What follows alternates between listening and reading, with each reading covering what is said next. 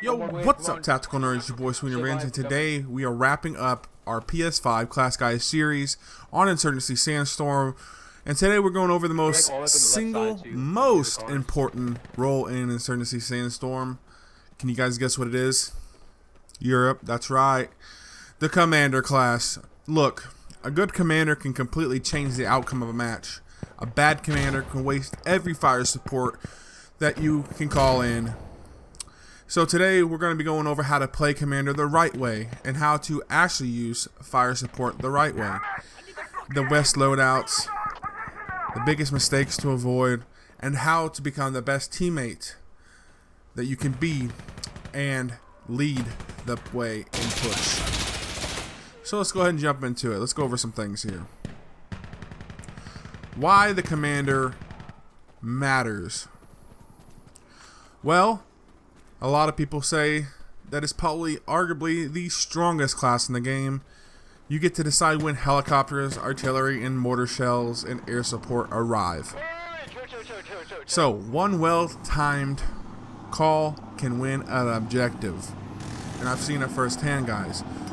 You guys are low on waves, you're pushing really hard, and someone calls an attack chopper, it's over. But also, one poorly timed call can lose you the round. Okay, so you got to know when to do what you got to do. You're responsible for helping your entire team, just not getting kills. Okay, let's go over something that I like to go over is the commander and observer. You are boyfriend and girlfriend, you are married, you are tied at the hip, right? That's what these two go hand in hand. One without the other, you're just useless. If you don't have a commander, you're useless. If you don't have an observer, the commander is useless, right? So let me explain. The commander cannot call in fire support alone. You have to have an observer, and the observer has to be within 10 meters or 33 feet to relay the request and get it called in. So what I like to say is, right after a call is completed, you don't have to stay glued together, guys. But you should always regroup for the next call. If you don't have a microphone and you're playing as commander, you can request an observer, and it'll play it in-game audio, like "Where the f is the observer?" or something like that, you know. So let's go over if you're playing as security, what do you get, right? What kind of streaks can you call in? What kind of support do you get? The biggest one that I think helps at the beginning of rounds and crossing open areas, great for attacking objectives, right, is smoke artillery.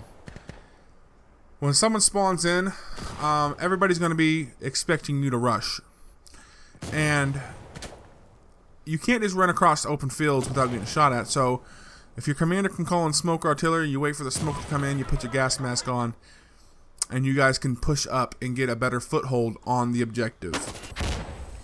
The second thing you guys get is explosive artillery. You can clear out defenders very easily with explosive artillery. It forces enemies out of cover and excellent before a push. You also get an A10 strafing run or a Warthog strafing run. All good, brother. It's fast, covers a straight line, great for roads, bridges, and open lanes. Okay? So you see, let's say there's a sniper or an LMG holding down a lane that you want to, like, is easiest for your team to go down. You just peek out real quick, throw down an A10, wait for it to come in. Either he'll move or he'll die. Minigun support helicopter. The minigun support helicopter is excellent for suppressing enemies. It works best in open terrain. It's less effective in dense urban maps, right? So you need open areas. Same for the attack helicopter. It's devastating in open areas. It can dominate large sections of the map, right? So the attack helicopter goes around the map. Also, if you want to protect your attack helicopters, make sure you're protecting the helicopter by eliminating anti-air rockets or demolition. What do insurgents get? Insurgents also get smoke mortars. Great for pushes. Again, They also get explosive mortars, excellent for area denial, strong against defenders holding objectives. My favorite is the chemical mortars because it forces enemies out of buildings and it blocks lines of sight. Great for denying an area. So if they're in the objective and they don't have a gas mask, they're going to have to get out of there or they will die. You also get a rocket barrage, which covers a large area. Best used before your team pushes. So you want to call in the rocket barrage, and let's say if it's a building, call it at the building and it'll cover the whole building. It's like a barrage, so it spreads out, right?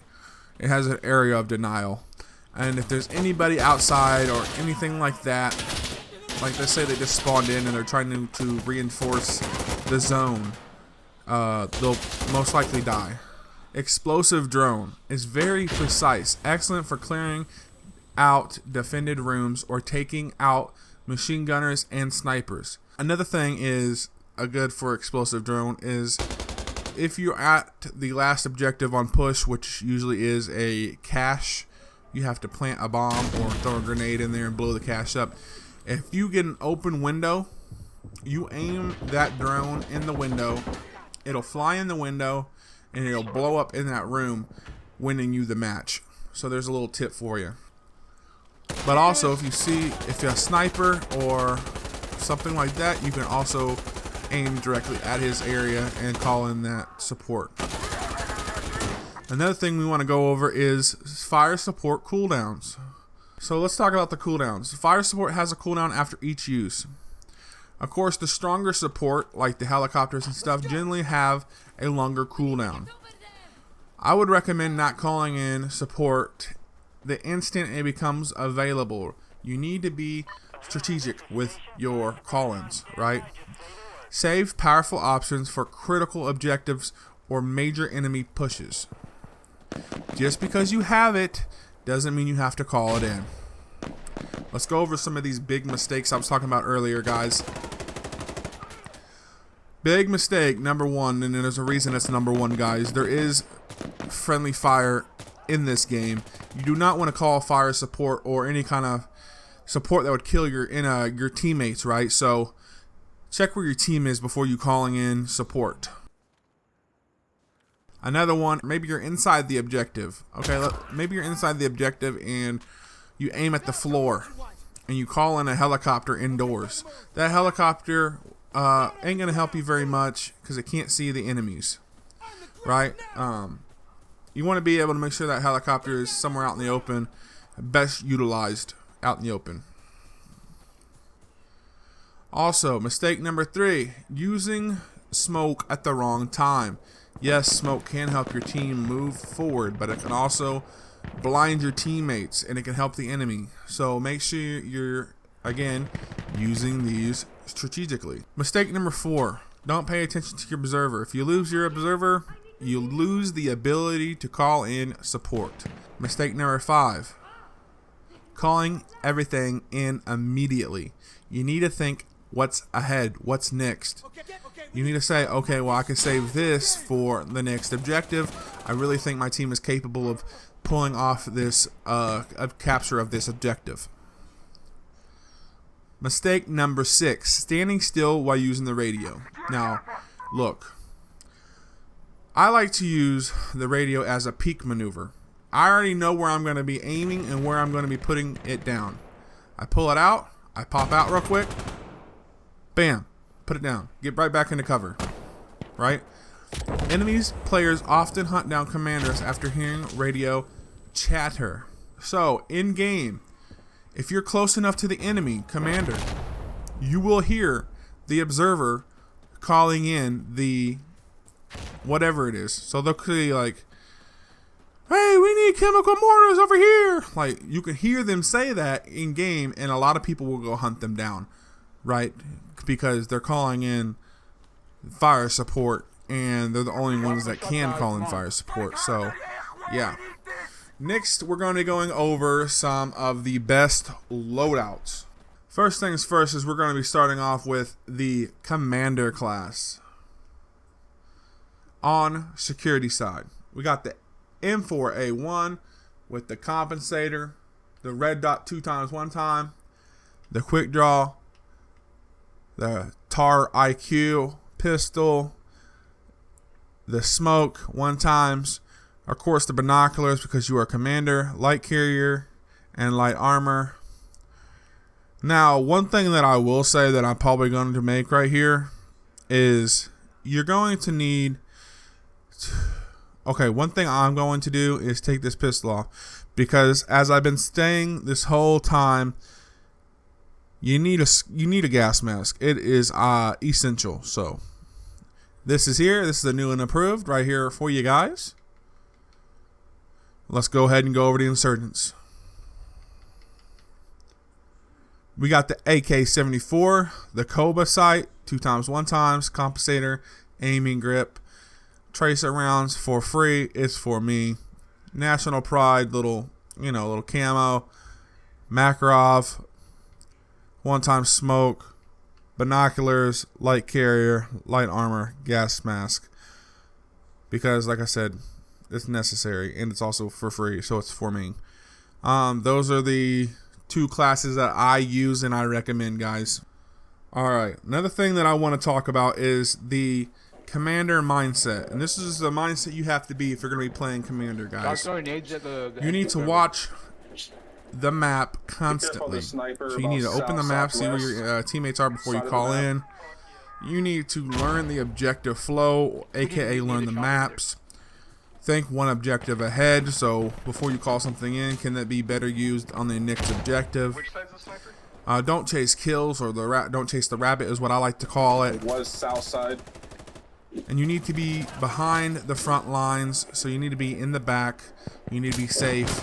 You're not gonna be rushing up and taking on the fight, right? You need to be somewhat back so you can call in fire support, right? You need to lead by example and set back a little bit, and that is the commander mindset for you guys. Alright, next thing, a couple tips for you. Tip number 1, which is the most important tip, keep your observer close, right? You want to be close enough to your observer. Number 2, learn every fire support option, okay? You need to learn what they do and what they're best at. Number 3, save powerful support for key moments, guys. Key moments. Number 4, watch the map more than the scoreboard, okay? We're not here for kills. We're not here for frags. Whatever you want to call them. That's not what we're here for. Number 6, think about your team needs next. So whatever your team needs next, that's what you need to be thinking about. And number 7, communicate, guys. If you have a microphone, communicate. Alright, something I like to say, the commander doesn't win because he has the best aim. He wins because he makes the best decisions. It comes down to decisions, guys. Well, guys, that wraps up the entire Insurgency Sandstorm PS5 class guide series. That's a mouthful. If you watched every episode, guys, and well, now you have solid communication and solid foundation for every role in the game, from rifleman all the way to commander. If these guys help you at all, please consider subscribing, because next we're moving into weapon guides, guys. We're moving into advanced tactics, map strategies, and loadout breakdowns. Guys, this has been your boy Swoon Revenge, and remember, stay tactical, baby.